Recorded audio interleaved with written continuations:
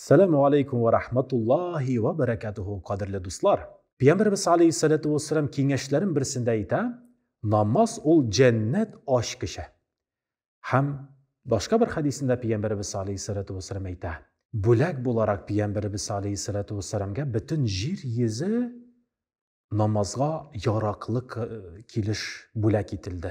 Ya'ni namozni yerning turli tabaqalarda, turli yerlarda o'qirga ruxsat etilgan. Ammo lekin bor ayrim o'rinlar, shu o'rinlarda namoz o'qirga tiyishsiz bo'lar deb keladi hadisda. Birinchisi, ol dayinda shuplik yerinde. Shuplik shakillik yerinde. Payg'ambarimiz alayhisolatu vassalam o yerda namoz o'qirga qo'shmagan. Ikkinchisi, ol ziratda.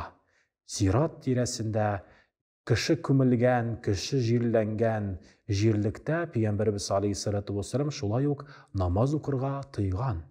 Ham shulayuq hayvon chalgan yerda da Payg'ambarimiz alayhisolatu vassalam namoz o'qidan shu jirlikda tiyib qolgan o'zining sahabalarin, o'quvchilarin ham har birimizni. Ham shulayuq Payg'ambarimiz alayhisolatu vassalam munshoni da esga ola. Munshada namozni o'qimasqa deb Payg'ambarimiz alayhisolatu vassalam qo'sha. Ham dağın bir o'rin ol dayinda Ka'batulloh istinda da Payg'ambarimiz alayhisolatu vassalam namoz o'qidan tiygan.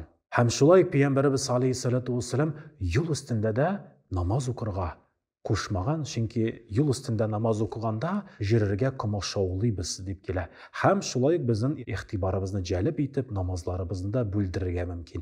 Shunga ko'ra yo'l ustida Payg'ambarimiz alayhisolatu vassalam shulay namoz o'qirga qo'shmagan. Shu yerlarda ko'pmagina namoz o'qirga tilasagizda o'zingizni to'xtatasiz. Ham shista aru Payg'ambarimiz alayhisolatu vassalam ruxsat etgan yerlarda, o'rinlarda, shista sof o'rinlarda namozlar bilan Alloh taolaga yaqinlarga intilik.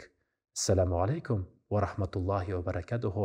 G'ibodatlarimiz, namozlarimiz Alloh bersa qabul bo'lsin. Assalomu alaykum va rahmatulloh.